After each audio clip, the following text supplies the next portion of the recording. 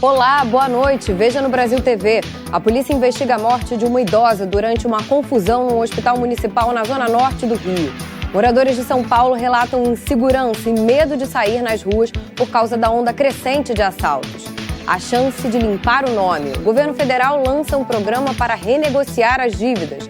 E ainda, morre no Rio, aos 88 anos, o cantor, compositor e multi-instrumentista João Donato, ícone da MPB. Segunda-feira, dia 17 de julho, agora no Brasil TV.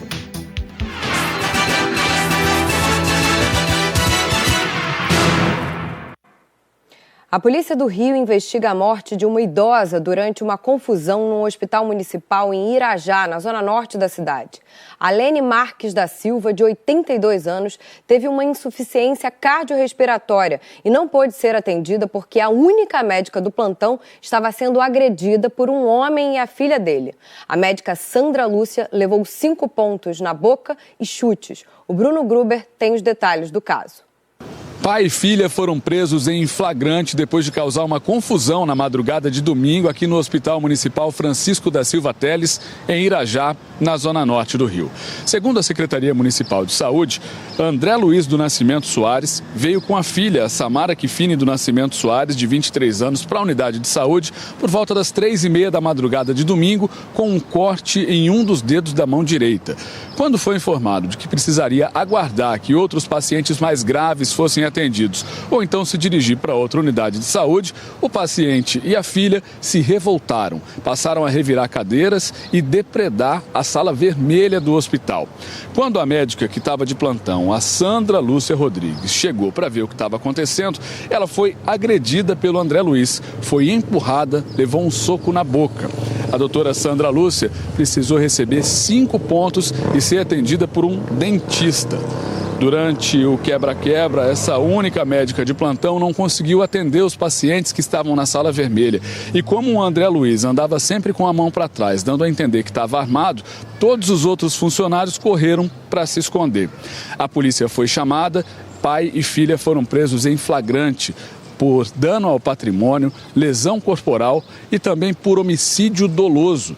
Isso porque, durante essa confusão, uma paciente de 82 anos, a dona Arlene Marques da Silva, que estava na sala vermelha em estado gravíssimo, teve uma parada cardiorrespiratória. E como a médica tinha sido agredida, ela não pôde atender a paciente que morreu. A defesa de André Luiz e de Samara diz que eles são inocentes, que o que aconteceu foi uma confusão generalizada e responsabilizou a falta de estrutura do hospital pelo que ocorreu. E disse ainda que achou um exagero prendê-los por homicídio. O delegado não concordou com isso. Para o delegado responsável pelas investigações, nada justifica a atitude do pai e da filha. Bruno Gruber, do Rio de Janeiro, para o Brasil TV. É chocante mesmo. A gente fala agora da insegurança e do medo entre os moradores da capital paulista. Muita gente reclama que tem sido um risco sair para passear com um cachorro, parar numa esquina para bater papo com os amigos ou mesmo estacionar o carro na rua. Os bandidos chegam armados, muitas vezes disfarçados de entregador, e rendem quem encontram pela frente. Tem assaltante até se fazendo passar por policial civil. Veja na reportagem da Fernanda Eunor. Essa insegurança toda está registrada em números e imagens.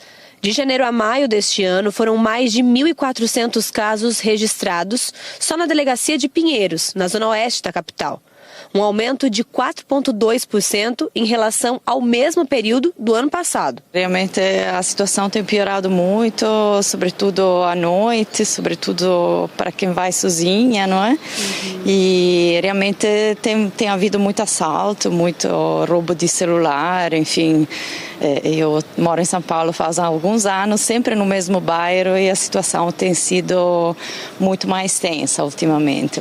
Aqui a gente consegue ver o momento em que este homem, que passeava com o cachorro, foi abordado por um motoqueiro disfarçado de entregador. O assaltante colocou a arma no rosto do rapaz e levou o celular e a carteira dele. Isso foi na rua Joaquim Antunes. Na Matheus Grou, logo ao lado, um casal também foi assaltado. O grupo de amigos também, e desta vez por 2 motoqueiros. Outros 2 bandidos pararam esse rapaz com uma sacola de compras. Aqui, a vítima foi o motorista do carro. E carros estacionados também são arrombados. Veja o momento em que este homem quebrou um dos vidros e levou o que tinha dentro. Diante de tantos casos, a média subiu. Por dia, são registrados cerca de 9 roubos na região. A gente muda de bairro, mas a sensação de insegurança não muda. Moradores e trabalhadores aqui da região dos Jardins sempre andam em alerta e os dados confirmam. De acordo com a Secretaria de Segurança Pública de São Paulo, foram registrados 976 roubos no período de janeiro a maio desse ano. Praticamente 6 por dia. Mês passado, o Leone, que circula pela região para chegar no trabalho, viu um caso bem de perto. Eu vi um assalto ali na drogaria da Pamplona e aí quando eu olhei eles estavam abordando o pessoal dentro da farmácia. Nesse caso aqui, o porteiro foi muito esperto e evitou o assalto. Esses 2 bandidos tentaram entrar no prédio que fica na Alameda Campinas, disfarçados de policiais civis. Ouçam o áudio do funcionário. Chegaram com um mandato aqui para o morador, né? Daí eu falei assim que eu não entendia nada de mandato, que eu ia chamar o juiz para dar uma confirmada. Daí ele já questionou, queria entrar, não deixei, né? Daí eu falei assim, olha, eu vou ligar pro síndico, ele também vai descer, daí ele vai acompanhar. E eu vou chamar a PM para acompanhar a ação de vocês. Quando eu falei que eu ia chamar a PM, o de trás falou assim, então tá bom, a gente vai chamar o delegado e depois volta. Daí eu puxei também a placa do carro, que eu vi que era falsa. E a pintura, é tudo tipo falsificada. Temos que ficar atentos. Seja nos Jardins, em Pinheiros, um medo incomum. Eu já vi situações tipo de pessoas tirando foto dos pontos e as pessoas passam de bicicleta, tomam o celular e vão embora. A gente tem que cuidar, né? Pra gente não ter que dar a facilidade para eles. Caso toque alguma coisa, eu dou uma paradinha, por exemplo, na frente de uma farmácia ou, né, de algum prédio que tenha um segurança, né? Para prevenir, por questão de prevenção mesmo. Sobre os assaltos em Pinheiros, a Secretaria de Segurança Pública de São Paulo informou que analisa as imagens para identificar os bandidos e as placas das motos usadas nos crimes. Disse também que a Polícia Militar já intensificou o policiamento nos pontos de maior incidência criminal da área e na região dos Jardins. E sobre a tentativa de assalto dos falsos policiais civis, a Secretaria informou que os 2 bandidos foram presos e que um terceiro está sendo procurado. Em Pernambuco, a Polícia Civil investiga o furto de objetos e peças no Santuário da Mãe Rainha, em Olinda. Câmeras de segurança registraram o crime. O homem circulou por toda a área aberta do Santuário Mãe Rainha durante 45 minutos. Tentou entrar na igreja, mas não conseguiu. Usou um saco plástico para cobrir a cabeça o tempo todo. Abriu a porta da sacristia, mas não conseguiu arrombar a grade. O homem pulou o muro da loja de produtos religiosos e levou a serpentina do ar-condicionado, essa estrutura metálica da parte externa do equipamento, e foi embora às 11h30 da noite de sexta-feira. Tudo foi registrado pelas câmeras de monitoramento. O homem levou 3 totens de alumínio, tentou levar esse também, mas não conseguiu. A fechadura da sacristia ficou danificada. Na parede do monumento do pátio, ficou só a marca do registro de fundação do santuário em 1992. A placa de bronze foi levada. É leve e tem um valor comercial muito grande, né? Certamente, se ele leva, ele tem para quem vender, né? Então é importante saber para onde ele está levando essas coisas. Qualquer receptador desse material vai saber que ele levou daqui, porque a placa de bronze está com toda a identificação do santuário. Então, se houver boa vontade dessas pessoas, a gente identifica quem fez. O Santuário Mãe Rainha fica em Ouro Preto, Olinda, ao lado do CORE, o Centro de Operações e Recursos Especiais da Polícia Civil. Os colaboradores do santuário querem mais apoio da Prefeitura e da Secretaria de Defesa Social. O boletim de ocorrência foi registrado pela internet. Entramos em contato também com alguns representantes dessas Polícia Militar e Polícia Civil, com os nossos vizinhos aqui do CORE também, para poder nos ajudar. Acionamos todas as autoridades competentes que podem nos ajudar nessa investigação. A gente vai rogar às autoridades públicas municipais que possam incluir o Santuário da Mãe Rainha, né, nas rondas que eles fazem periodicamente com guardas municipais.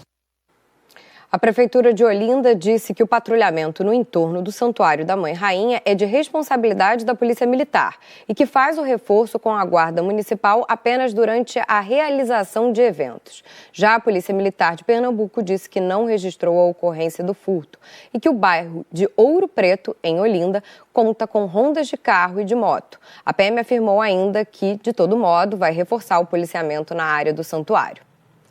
E começou hoje o programa Desenrola Brasil, do governo federal, que vai permitir limpar o nome de quem está devendo. Podem ser negociadas as dívidas bancárias feitas entre janeiro de 2019 até o fim do ano passado e que continuam ativas. A gente mostra agora os detalhes do programa e como as pessoas no Distrito Federal, por exemplo, estão ficando cada vez mais endividadas. Para muita gente, conseguir manter as contas em dia está cada vez mais difícil. Quase impossível. Por quê? É porque o salário que a gente ganha tem que pagar o aluguel que está caríssimo, né? E isso tentando sobreviver. Pagar o cartão de crédito é sempre uma dificuldade, principalmente se você ultrapassa, porque o cartão acaba que te dá uma falsa ideia de que você tem aquele dinheiro, né? O número de pessoas inadimplentes no DF tem aumentado a cada ano. Segundo o Serasa, em maio de 2021, o DF tinha mais de 880 mil pessoas endividadas. Em maio de 2022, mais de 1 milhão. Em maio deste ano, mais de 1.100.000 pessoas não conseguiam deixar as contas em dia. O seu Marcos está há 10 anos tentando se livrar das dívidas. A gente fica inadimplente sem a gente querer, porque os juros são altíssimos. Então eu me vi com um empréstimo pessoal, porque o consignado eu não tinha mais. Eles abriram um crédito e eu fui obrigado a pegar, porque eu não tenho de onde tirar. Então o empréstimo sem ser o consignado que eles me ofereceram é altíssimo o juro. Então eu já estou com o 13º salário do ano que vem já empenhorado nesse banco.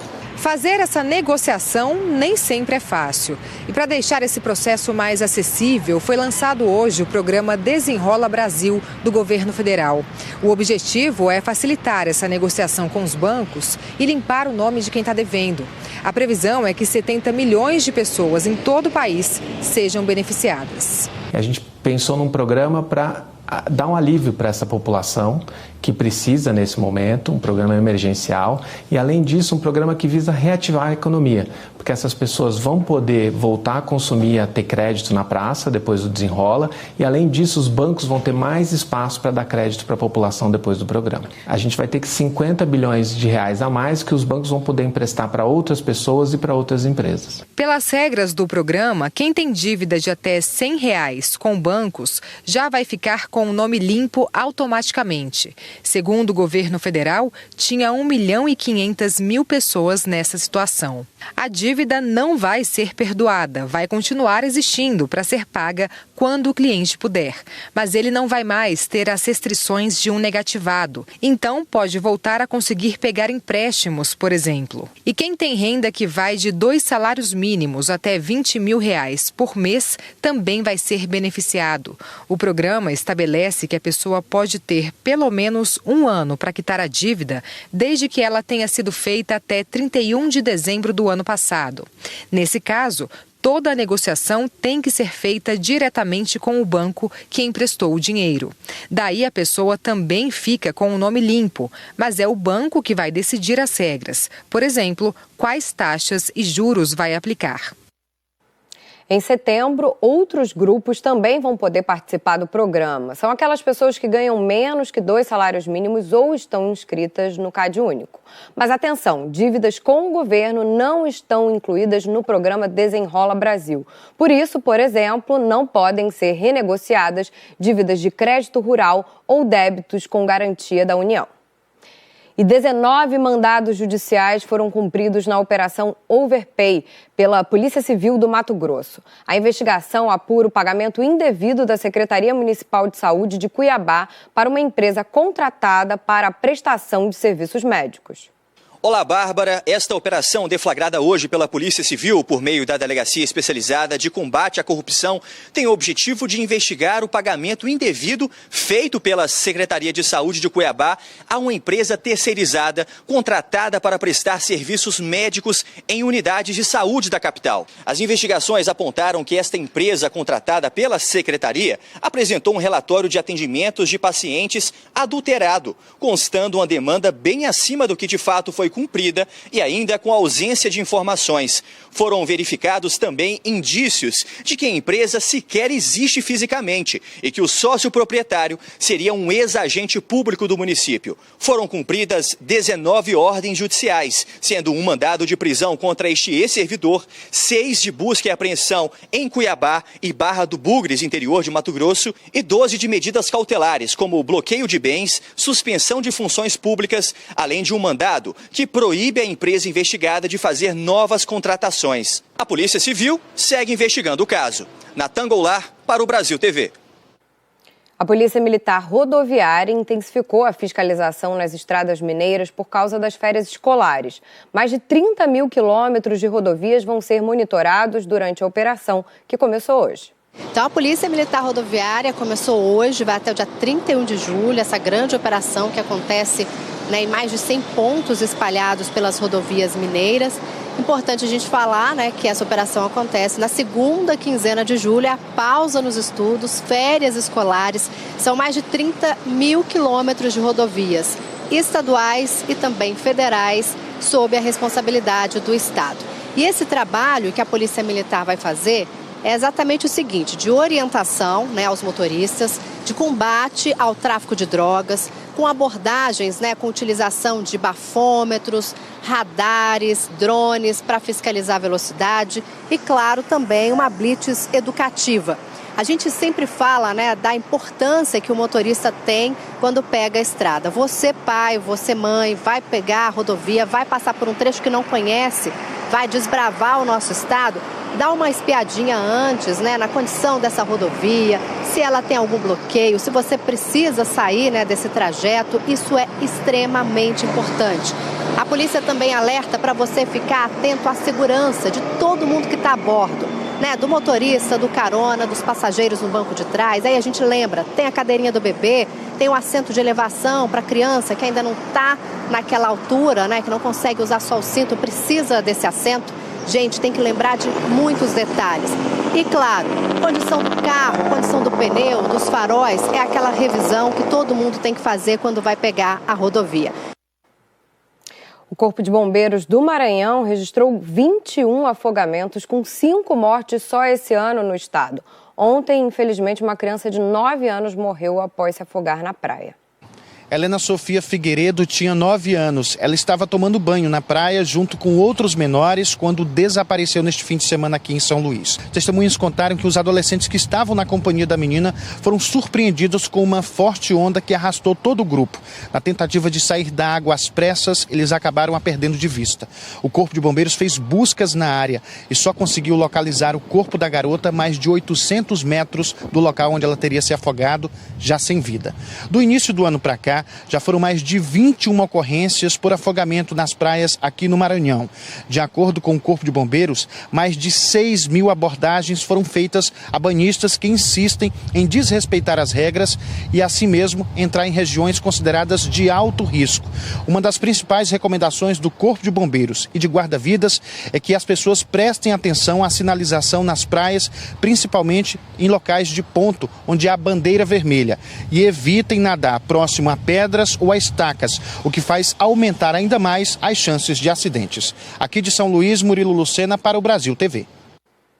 14 pessoas ficaram feridas em um acidente envolvendo um caminhão e uma van que transportava pacientes que iam para consultas médicas em João Pessoa. Bárbara, o acidente aconteceu por volta das 4 horas da madrugada na BR-230, na cidade de Gurinhém, que fica a cerca de 70 quilômetros aqui da capital, João Pessoa. O motorista de uma van que fazia o transporte de pacientes vindos do interior do estado para receber atendimento médico aqui em João Pessoa acabou batendo na traseira de um caminhão e o veículo caiu de uma ribanceira. Cerca de 10 ambulâncias do Corpo de Bombeiros e do SAMU precisaram fazer o socorro socorro desses pacientes e trazê-los aqui para o Hospital de Emergência e Trauma. Das 14 vítimas, 2 homens, um de 35 e outro de 38 anos, permanecem internados em estado grave e 12 pessoas continuam em observação, incluindo 2 crianças de 1 e 6 anos de idade. O motorista do caminhão não ficou ferido. Bárbara, volto com você nos estúdios. A seguir, a morte aos 88 anos do multi-instrumentista João Donato.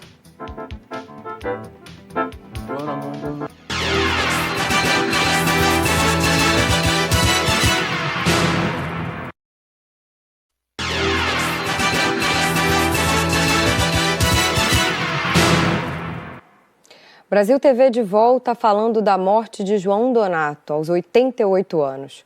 O multi-instrumentista, cantor e compositor foi um dos precursores da bossa nova. Fez parcerias com nomes como Gilberto Gil, Caetano Veloso e Tom Jobim. João Donato deixa para a música um legado imenso de muitos sucessos. A trilha sonora de João Donato nunca se limitou a um instrumento e nem a um ritmo. Pianista, acordeonista, arranjador, cantor e compositor.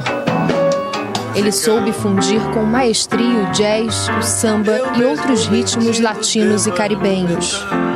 O multi-instrumentista expandiu os limites da MPB. A inovação era a marca de João Donato. Ele juntou sintetizadores ao piano e fez uma fusão do rock e da bossa nova ao eletrônico. João Donato de Oliveira Neto nasceu em 17 de agosto de 1934, em Rio Branco, no Acre. A mudança para o Rio de Janeiro aconteceu em 1945, por causa de uma transferência do pai, capitão da Polícia Militar e piloto de avião. O primeiro instrumento foi o acordeon, mas o piano se tornou sua principal marca.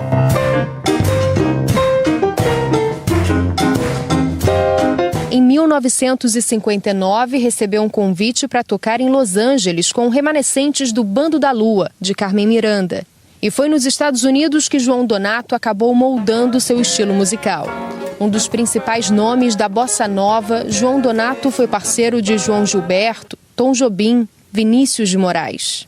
Inclusive, uma turnê com João Gilberto, na Itália, deu origem ao João Donato Trio e a um de seus grandes sucessos, que ganhou letra de Gilberto Gil.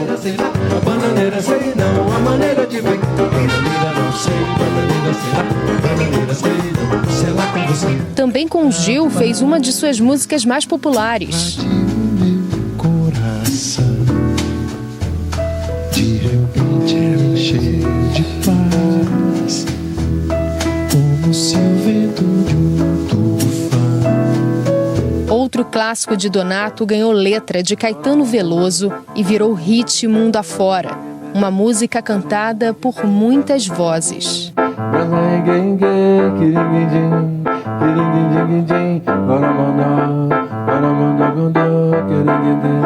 Foram mais de 70 anos de carreira. Nem quero saber. Só sei que ontem à noite, sorrindo acordada, sonhei com você. Participou do Rock in Rio em 2017, acompanhado de artistas da nova geração.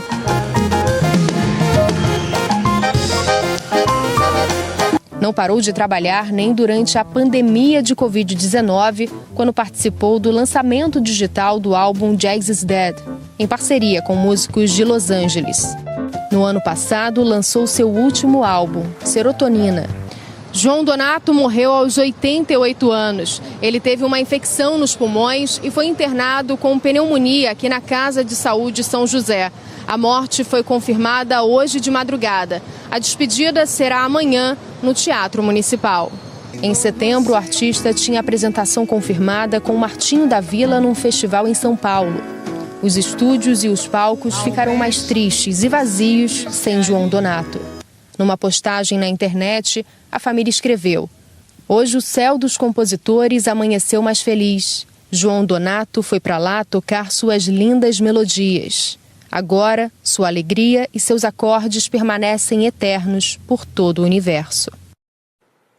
Toda a nossa solidariedade.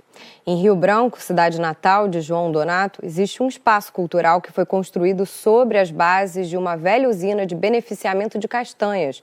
O local foi batizado com o nome do músico que esteve na inauguração. Oi, Bárbara. Aqui no Acre, uma usina de arte leva o nome de João Donato. O músico nasceu em 1934, em Rio Branco. Na infância, ele costumava brincar de música com flautinhas de bambu e panelas. A usina de arte João Donato foi inaugurada em abril de 2006. O espaço oferece gratuitamente cursos de formação artística à população de Rio Branco, além de oficinas e workshops. O local, que já foi uma usina de beneficiamento de castanha, também é um centro cultural que produz e recebe programação artística durante todo o ano, incluindo espetáculos de teatro e dança, shows musicais, exposições de artes plásticas e audiovisuais. Volto com você, Bárbara. O corpo de João Donato será velado amanhã no Teatro Municipal do Rio, entre 11 da manhã e 3 da tarde. E depois será cremado numa cerimônia restrita à família. A cobertura completa sobre a despedida a João Donato, daqui a pouco, no Jornal Nacional, às 8h30 da noite, hora de Brasília. O Brasil TV fica por aqui. Uma boa noite para vocês.